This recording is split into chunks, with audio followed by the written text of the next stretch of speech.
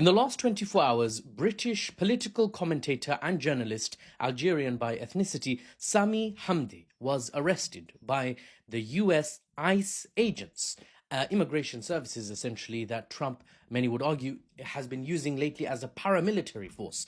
Sami Hamdi was arrested as he was on his way from California, a Western American state, to Florida, a far Eastern American state, cross-country basically.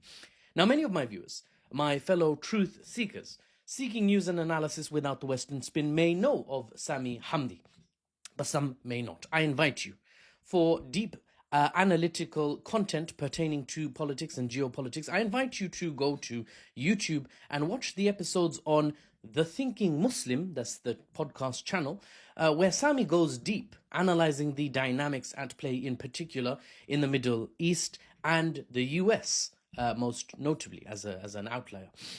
Now, Sami was arrested, and his arrest has spurred into action lawyers and supporters of his in the US, led by CAIR. I say CAIR, but I'm not sure if they care for that truncation of their name. The CAIR stands for the Council for American-Islamic Relations, I believe.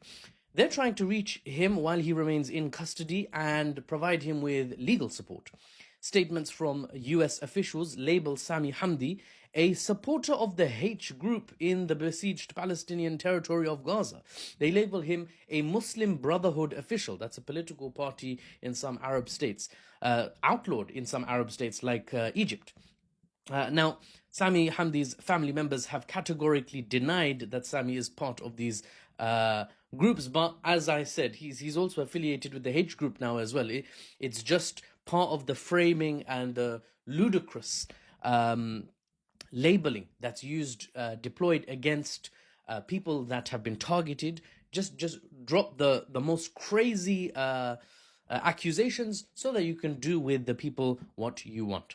Now, Sami faces, according to some US officials, permanent deportation back to the UK, the United Kingdom, where I am, and potentially he may be barred from traveling back to the US ever again. But why? Why all this for a man who is essentially a commentator, an analyst? This guy goes on podcasts and talks, and then he has his day job as well, which is not really in the spotlight here.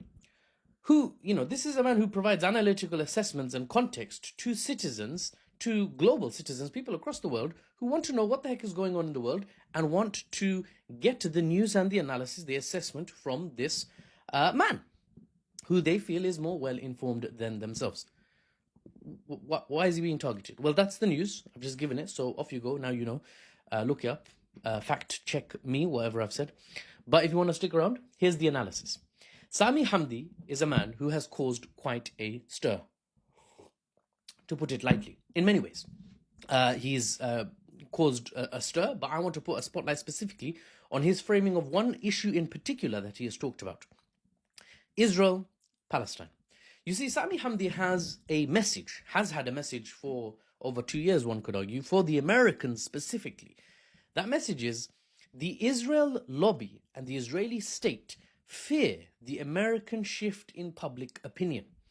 Sami stresses frequently that the American people, especially the younger generation, are prioritizing America over Israel. America first, after all, right? That's what the Republicans talk about, at least, all the time.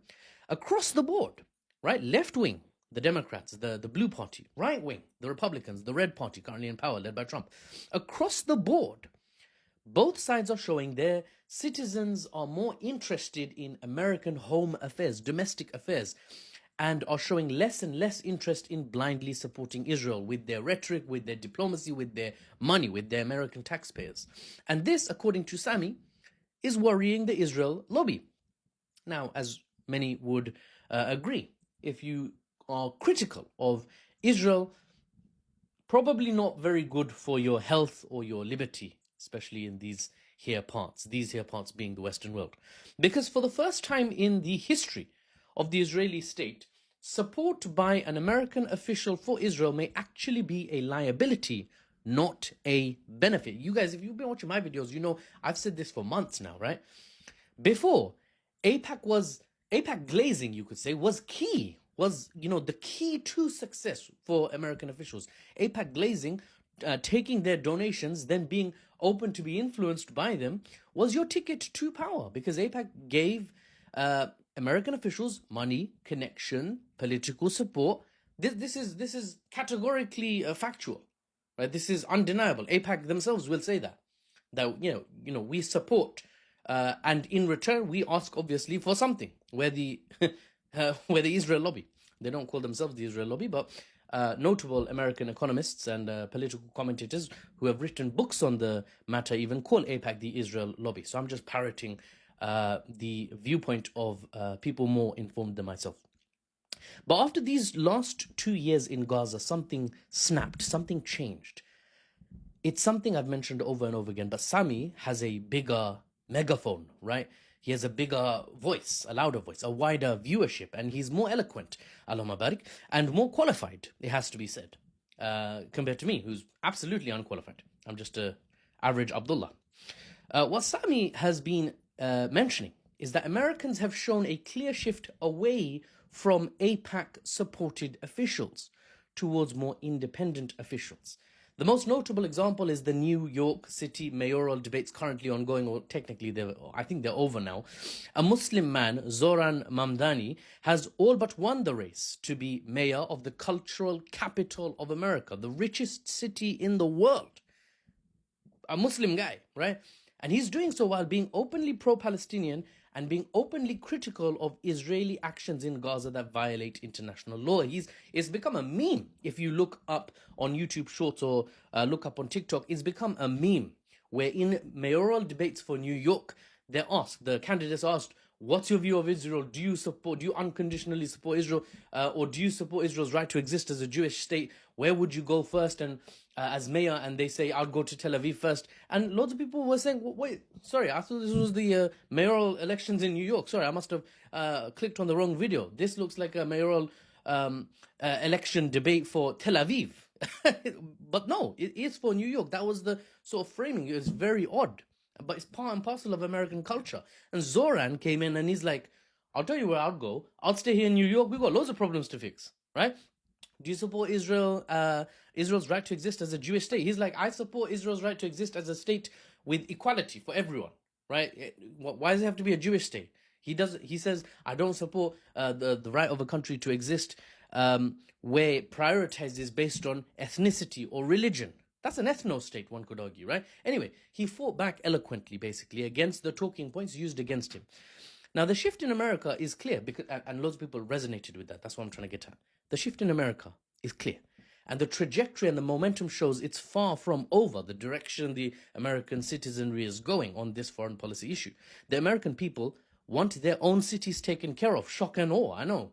They want their own staff paid good wages. Good God, are you serious? They want their own rents to be affordable. Oh, mad. These mad lads. I don't know where they got these ideas from. They want their own healthcare to be accessible, to be reachable, not out of reach because of costs, right? And they want all those things above supporting Israel. They have a list of priorities and Israel's not at the top. Good golly. They want, shocking as it might sound, groundbreaking as the idea might be, ladies and gentlemen, they want to put American interests first.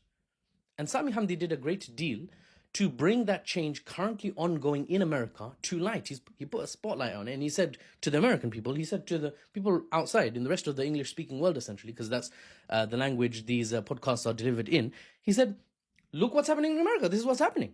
I'm just giving you the facts. That's what's happening. Now, he's known for Sami Hamdi is known for his rousing, often runaway in length, to be honest, speeches.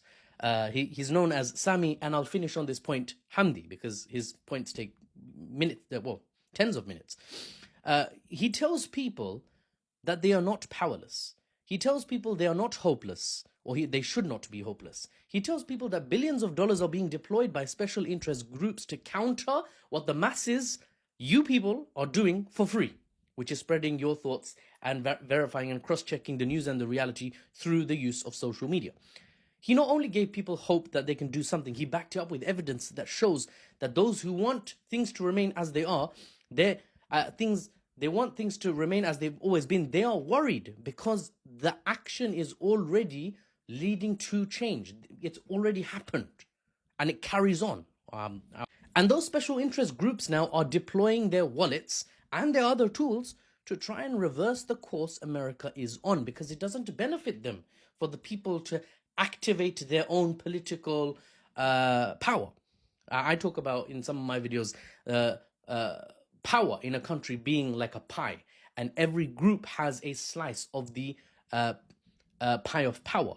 Now, there's a group, the general working class proletariat, the general citizenry, that by and large are deactivated. They're like a grayed out slice. Their slice is there, it's waiting for them, but they haven't taken it for themselves. And anyone who says, guys, you got power, that threatens to activate that slice of the pie of power that's currently deactive, which means the other people that have other slices of that pie, they'll have a, relatively speaking, a smaller share, because the people over there now have activated their own political power. They don't want that, so they mobilize. Now, some beasts may see their end coming towards them, and they might die with a whimper. They might, close in on themselves and just cry themselves to sleep, go off in gently, as it were, into that good night.